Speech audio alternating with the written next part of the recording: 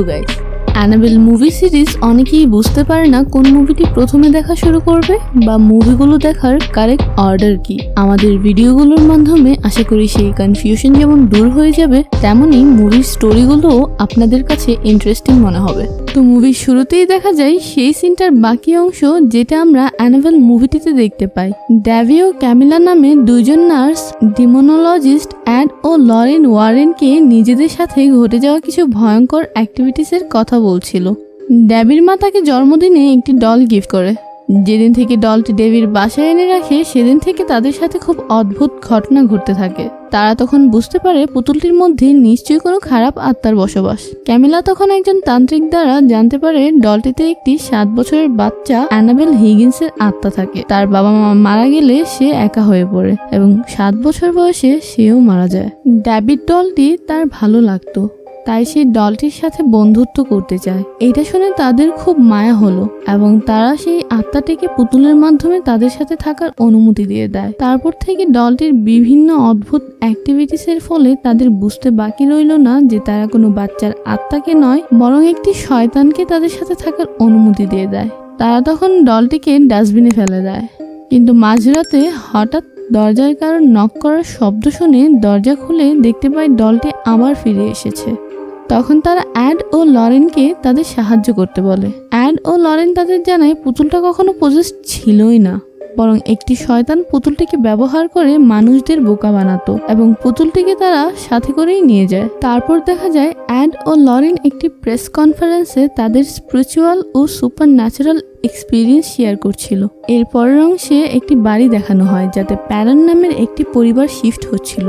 Roger প্যারন ও Caroline প্যারন তাদের 5 মেয়ে Andrea, Nancy, সিন্ডি, ক্রিস্টিনি ও অ্যাপ্রিলকে নিয়ে বাড়িতে প্রবেশ করছিল, কিন্তু তাদের কুকুরটি কিছুতেই ভিতরে যেতে চাচ্ছিল না এবং কুকুরটি খুব ভয়ও পাচ্ছিল। বাড়িটির একটি গাছের নিচে অ্যাপ্রিল একটি মিউজিক বক্স কুড়িয়ে পায়। এদিকে বাকি মেয়েরা ভেতরে হাইড অ্যান্ড ক্ল্যাপ খেলছিল। হঠাৎ করে তারা একটি কাঠের পাইন বোর্ড ভেঙে ফেলে, যার ফলে তারা একটি সিক্রেট দরজা খুঁজে পায়। দরজাটি খুলতেই রজার একটি সিঁড়ি দিয়ে নেমে বড় একটি বেসমেন্ট আবিষ্কার করে। তাদের কুকুরটি সেই রাতে আর বাড়ির ভেতরে প্রবেশ করেনি এবং সারা রাত ধরে খুব চেঁচাতে থাকে। পরের দিন ক্যারোলিন ঘুম থেকে উঠে দেখে তার পায়ে কিছু ক্ষত চিহ্ন হয়েছে আর তাদের ঘরের সব ঘড়িগুলো রাতে 3:07 এসে থেমে আছে। তারপরে তার মেয়ে অ্যাপ্রিল তাদের কুকুরটিকে মৃত আবিষ্কার করে। এর পরের সিনে আমাদের ওয়ারেন্স হাউস দেখানো হয়, যেখানে একজন রিপোর্টার অ্যাডের মিউজিয়ামে তার ইন্টারভিউ নিচ্ছিল। তখন অ্যাড বলছিল সেখানে সব জিনিসপত্রগুলো জিন ভূতেদের সাথে কানেক্টেড বা তাদের কালো জাদু করতে ব্যবহার করা হয়েছিল। সে তার মিউজিয়ামে একজন প্রিস্ট দ্বারা প্রতি মাসে ব্লেস করায় তাদের সুরক্ষার জন্য। তখন আমরা সেখানে প্রথমবারের মতো অ্যাড ও লরেনের মেয়ে জুডিকে দেখতে পাই। পরবর্তীতে দেখা যায় সেই ফার্ম হাউসটিতে রাত 3:07 সব ঘড়ি বন্ধ হয়ে যায় এবং ক্রিস্টিনির সাথে কিছু অদ্ভুত ঘটনা ঘটতে থাকে। এখানে দেখা যায় সিনি স্লিপ ওয়াকিং করে অ্যান্ড্রিয়ার রুমে চলে যায়। তারপর থেকে তাদের সাথে সেই বাড়িটিতে বিভিন্ন ভয়ানক সব ঘটনা ঘটতেই থাকে। সব ফটো ফ্রেম নিজে নিজে পড়ে ভেঙে যেত, কোনো পাখি সেই বাড়ির আশেপাশে এলে মারা যেত, তারা রোজ পোড়া মাংসের গন্ধ পেত। ক্যারোলিনের গায়ে ক্ষতের চিহ্ন বাড়তেই থাকে এবং অ্যাপ্রিল একা একা কারোর সাথে কথা বলতো। তো একদিন রাতে ক্যারোলিন শুনতে পায় বেসমেন্ট থেকে বাচ্চাদের খেলার শব্দ আসছে। সে নিজের মেয়েদের একজনকে মনে করে চেক করতে গেলে বেসমেন্টের দরজা অটোমেটিক্যালি বাইরে থেকে লকড হয়ে যায়। এদিকে সিন্ডি আবার স্লিপ ওয়াকিং করে অ্যান্ড্রিয়ার রুমে ঢুকে তার আলমারিতে ধাক্কা খেতে থাকে। অ্যান্ড্রিয়া তাকে বিছানায় শুয়ে দিচ্ছিল যখন, তখনই আলমারিটির দরজা অটোমেটিক্যালি খুলে যায়। অ্যান্ড্রিয়া সেটা দেখে কিছুটা অবাক হয়ে আলমারির দরজা বন্ধ করতে গেলে আলমারির উপর থেকে একটি ভয়ঙ্কর মহিলা অ্যান্ড্রিয়ার উপর ঝাঁপিয়ে পড়ে অদৃশ্য হয়ে যায়। তা দেখে মেয়েরা সবাই ভয়ে চিৎকার শুরু করে।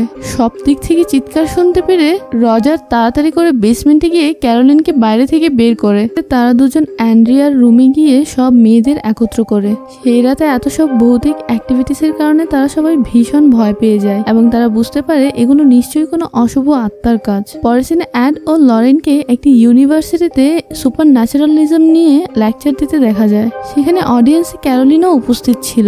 লেকচার শেষে ক্যারোলিন অ্যাড ও লরেনকে তার বাড়িতে ইনভাইট করে এবং তাদের সাহায্য করতে বলে। এতে অ্যাড ও লরেন সেই বাড়িতে যায় এবং রজার তাদের সব ঘটনা একে একে খুলে বলল। সবকিছু শুনে অ্যাড তাদের বলল এইসব অ্যাক্টিভিটিস গুলো তো এখানে শয়তানের উপস্থিতির জানান দেয়। তারপর লরেন বেসমেন্টে গিয়ে তার শক্তির মাধ্যমে বুঝতে পারে সেখানে আসলেই কিছু একটা ভয়ঙ্কর ঘটে চলেছে। এদিকে অ্যাড রজার ও ক্যারোলিনের দেওয়া স্টেটমেন্ট রেকর্ড করতে থাকে। লরেন অ্যাপ্রিলকে তখন জিজ্ঞেস করে জানতে পারে সে একাকী তার ররি নামের একটি বন্ধুর সাথে কথা বলে এবং খেলা করে। লরেন ররিকে দেখতে চাইলে অ্যাপ্রিল তাকে সেই মিউজিক বক্সটির মিররে দেখতে বলে, যেটা সে গাছের নিচে পেয়েছিল। লরেন মিররে একটি ছোট বাচ্চা ছেলের আত্মাকে দেখতে পায়। তারপর সে ওই গাছটির নিচে যায় যেখানে অ্যাপ্রিল মিউজিক বক্সটিকে পেয়েছিল এবং সেখানে লরেন সেই আত্মাটিকেও দেখতে পায় যেটা প্যারেন্টস পরিবারকে উত্ত্যক্ত করছিল। লরেন পরবর্তীতে সবাইকে জানায় যে ফার্ম হাউসটিতে কয়েকটি খারাপ শক্তির বসবাস রয়েছে, যাদের লরেন বাড়িতে ঢোকার পর থেকেই ফিল করতে পারছিল এবং তাদের মধ্যে থেকে একটি আত্মা খুব পাওয়ারফুল এবং হিংস্র, যেটা এমন ভাবে তাদের পিছু লেগেছে যে তারা এই বাড়িটি ছেড়ে দিলেও সে প্যারেন্ট পরিবারের পিছু ছাড়বে না। তাই তাদের এই বাড়িতে এক্সোরসিজম করাতে হবে আর তার জন্য ওয়ারেন্সদের চার্চ থেকে এভিডেন্স দেখিয়ে পারমিশন নিতে হবে। সেই রাতে অ্যাড লরেনকে বলল যে তার করা সেই রেকর্ডিংয়ে সে নিজের ভয়েস ছাড়া আর কোনো ভয়েস শুনতে পাচ্ছে না। আর লরেন অ্যাডকে বলল সে ফার্ম হাউসটির পুরো ইতিহাস খুঁজে বের করেছে। ফার্ম হাউসটি 1863 সালে জ্যাটসন শার্মান নামের একটি লোক তৈরি করে। সে বাথশেবা নামের একটি মেয়েকে বিয়ে করে, যে কিনা কালো জাদুতে বিশ্বাস করত আর শয়তানের পূজা করত। কিছুদিন পর তাদের একটি বাচ্চাও হয় এবং মাত্র 7 দিনের বাচ্চাটিকে জ্যাকসন তার ওয়াইফ বাথশেবাকে আগুনে নিয়ে ফেলে হত্যা করতে দেখে। তারপর সেই বাড়ি থেকে বেরিয়ে ফার্ম হাউসের সামনে গাছটিতে গলায় দিয়ে আত্মহত্যা করে শয়তানের জন্য নিজেকেও স্যাক্রিফাইস করে। সে মারা যাওয়ার আগে জায়গাটিকে অভিশাপ দিয়ে যায় যাতে কেউ সেখানে থাকতে না পারে এবং সে ঠিক 3:07 আত্মহত্যা করে। আর তাই ফার্ম হাউসের সব ঘড়িগুলো রাত 3:07 এসে বন্ধ হয়ে যায়। তারপর থেকে বাড়িতে অনেকগুলো মৃত্যু ঘটে, যেমন ররি নামের একটি বাচ্চা হঠাৎ হারিয়ে যায় আর তাকে পরবর্তীতে বাড়ির সামনের লেকে মৃত অবস্থায় পাওয়া যায়। সেই ঘটনার পর তার মা ও ছেলের শোকে বেসমেন্টে আত্মহত্যা করে। তাছাড়া তাদের প্রতিবেশীর কাজের মেয়েও রান্নাঘরে আত্মহত্যা করে। অ্যাড ও লরেনের কনভারসেশন চলাকালীন হঠাৎ করেই অ্যাডের রেকর্ডারটি অন হয়ে যায় এবং সেটাতে ক্যারোলিনের ভয়েসের পরিবর্তে হরিবল একটি আওয়াজ প্লে হয়ে যায়। আর তখন ঘড়িতেও 3:07 বাজছিল। পরের দিন আমরা দেখতে পাই অ্যাড ও লরেন এভিডেন্স কালেক্ট করতে ফার্ম হাউসে যায়।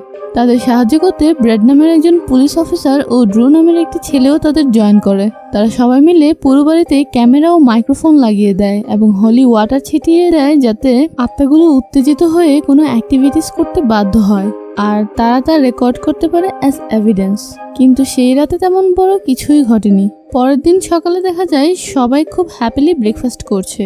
অ্যাড আর লরেন ক্যারোলিনকে বলে তারা সবকিছু হ্যান্ডেল করে নিবে, ক্যারোলিন যেন একটু বিশ্রাম নেয়। তারপর লরেন কাপড় শুকাতে বাইরে গেলে বাতাসে একটি কাপড় উড়ে যায় এবং লরেন সেখানে বাথশেবার আত্মাকে দেখতে পায়।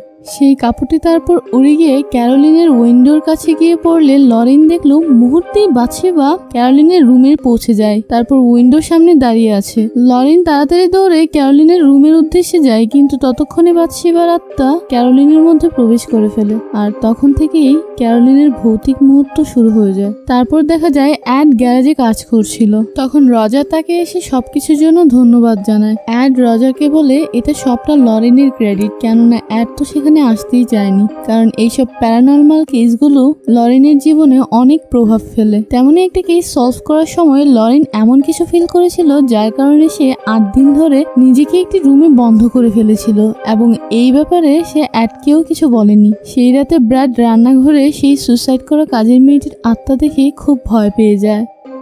অপরদিকে সিন্ডি আবারও স্লিপ ওয়াকিং করছিল, কিন্তু সে যখন হাঁটছিল ক্যামেরা তার ছবি ক্যাপচার হচ্ছিল, যার দ্বারা স্পষ্ট বোঝা যাচ্ছিল যে সেখানে সিন্ডি ছাড়াও অন্য কেউ রয়েছে। হাঁটতে হাঁটতে সে অ্যান্ড্রিয়ার রুমে গিয়ে দরজা লকড করে দেয়। অ্যাড আর রজার দৌড়ে গিয়ে দরজাটি ভাঙার চেষ্টা করতে থাকে। এদিকে লরেন শুনতে পাচ্ছিল মাইক্রোফোনে কেউ যেন সিন্ডিকে তাকে ফলো করে লুকিয়ে যেতে বলছে। অ্যাড ও রজার দরজা ভেঙে কাউকে দেখতে না পেয়ে সিন্ডিকে পাগলের মতো খুঁজতে থাকে। তখন অ্যাড তার ইউভি লাইটের মাধ্যমে সিন্ডির পায়ের চিহ্নকে ট্রেস করে দেখতে পাই সিন্ডি আলমারির পিছনে একটি সিক্রেট ডোর এর মাধ্যমে 2 দেয়ালের মাঝের একটি টানেলে অজ্ঞান অবস্থায় আছে। এপ্রিল লরেনকে বলে তার বন্ধু ররি যখন ভয় পায় তখন সে সেখানে গিয়ে লুকিয়ে থাকে। তা জানার পর লরেন তখনই সেই মিউজিক বক্সটি নিয়ে টানেলে চলে যায়। সেখানে সে বাচ্চাদের কিছু খেলনা আর বাছিবার ফাঁসির দড়িটি খুঁজে পায়, কিন্তু হঠাৎ করে সেখানে একটি কাঠ ভেঙে লরেন নিচের বেসমেন্টে পড়ে যায়। বেসমেন্টে সে মিউজিক বক্সটির মিররে দেখতে পায় ররির লাশ পড়ে আছে, আর ররির মা সেখানে ছুরি হাতে বসে কাঁদছে। কাঁদতে কাঁদতে সে বলল, ও আমাকে দিয়ে এইসব করিয়েছে। তখনই বাদশিবা সেখানে এসে লরেনের উপর অ্যাটাক করে দেয়। লরেন কোনো রকম ভাবে সেখান থেকে পালাতে গেলে বাদশিবা তার গলার লকেট টেনে ধরে, যেটা তাকে তার মেয়ে জুডি উপহার দিয়েছিল। লকেটের চেইন হঠাৎ ছিঁড়ে যাওয়ায় লরেন সেই মুহূর্তে বেঁচে যায়। বেসমেন্ট থেকে উঠে লরেন সবাইকে বলতে থাকে যে বাদশিবা মায়েদের পজেস্ট করে তার হাতে বাচ্চাদের মার্ডার করায়, আর সে প্রতি রাতে ক্যারোলিনকে আস্তে আস্তে করে নিজের বশে আনার চেষ্টা করছে। এমনকি তার শরীরের দাগগুলোর জন্য বাদশিবাই দায়ী। তখনই তাদের উপর শয়তানটা অ্যাটাক করে দেয়, আর তারা সেই বাড়ি ছেড়ে দেওয়ার সিদ্ধান্ত নেয়। অ্যাড রজারকে বলে তারা জলদি চার্চকে সব এভিডেন্স দেখিয়ে বাড়িতে এক্সোরসিজম করাবে। সেই মুহূর্তেই হঠাৎ লরেন জুডির ভয়েস শুনতে পায় এবং সে খুঁজতে খুঁজতে পুকুরের সামনে গিয়ে দেখে জুডির লাশ ভাসছে। এটা দেখে সে খুব ভয় পেয়ে যায় আর অ্যাডকে বলে এটা তাদের জন্যও একটা হুমকি।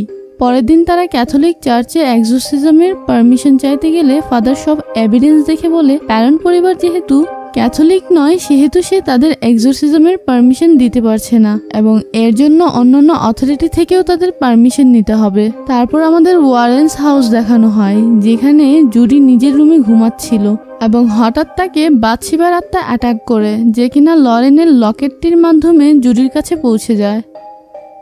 বাদশিবা অ্যানাবেল ডলটির দ্বারা জুডিকে খুব ভয় দেখানোর চেষ্টা করে এবং তার উপরও অ্যাটাক করে দেয়, কিন্তু ঠিক সেই সময় অ্যাড ও লরেন সেখানে পৌঁছে জুডিকে বাঁচাতে সক্ষম হয়। অপরদিকে ক্যারোলিন নিজের 2 মেয়ে ক্রিশ্চিনি ও এপ্রিলকে গাড়িতে করে সেই ফার্ম হাউসটিতে নিয়ে যাচ্ছিল। রজার তা জানার পর সাথে সাথেই অ্যাডকে ইনফর্ম করে দেয়। তারা সবাই সেখানে পৌঁছে দেখে ক্যারোলিন ক্রিশ্চিনিকে মেরে ফেলার চেষ্টা করছে। তখনই সবাই মিলে ক্যারোলিনকে আটকে ক্রিশ্চিনিকে বাঁচিয়ে ফেললো। এইসব দেখে এপ্রিল খুব ভয় পেয়ে বাড়ির এক কোণে লুকিয়ে পড়ে। শয়তানটা তখন ক্যারোলিনকে খুব টর্চার করতে থাকে আর তাকে টেনে সেই বেসমেন্টে নিয়ে যায়। তার পিছু পিছু এপ্রিলকে সব জায়গাতে খুঁজতে থাকে। ক্যারোলিনকে যখন কেউ কাবু করতে পারছিল না তখন তারা একটি চেয়ারে তাকে বেঁধে ফেললো। তার এই অবস্থা দেখে অ্যাড তখনই এক্সোরসিজম শুরু করে দেয়। বাদশিবা এক্সোরসিজম সহ্য করতে না পেরে আউট অফ কন্ট্রোল হয়ে পড়ে। এবার সে এক্সোরসিজম বন্ধ করতে চেয়ারটিকে হাওয়াতে উঠিয়ে নিচে ফেলে চেয়ারটি ভেঙে ফেলে, যার ফলে দড়ির বাঁধনও খুলে যায় আর বাদশিবা মুক্ত হয়ে যায়। ততক্ষণে ড্রু এপ্রিলকে খুঁজে বের করে এবং সবাইকে চিৎকার করে তা জানাতেই বাদশিবাও শুনে ফেলে তা। সেই মুহূর্তেই বাদশিবা এপ্রিলকে মারার জন্য সেইখানে পৌঁছে যায়। তখন অ্যাড সেখানে পৌঁছে তার এক্সোরসিজম কমপ্লিট করে, আর লরেন ও রজার ক্যারোলিনকে তার পরিবার ও বাচ্চাদের ভালোবাসার কথা মনে করিয়ে তাকে শক্তি যোগাতে থাকে শয়তানের বিরুদ্ধে লড়াই করার জন্য। আর ফাইনালি পরিবারের প্রতি ক্যারোলিনের ভালোবাসা জিতে যায় আর শয়তানটা হেরে যায়। ক্যারোলিন এবার নর্মাল হয়ে যায়। তার পরিবার এতে অনেক খুশি হয়ে যায়। এপ্রিল লরেনকে তার লকেটটি ফিরিয়ে দেয়। অ্যাড সেই মিউজিক বক্সটি তার সংগ্রহশালায় রেখে দেয় এবং মুভি এখানেই সমাপ্ত হয়।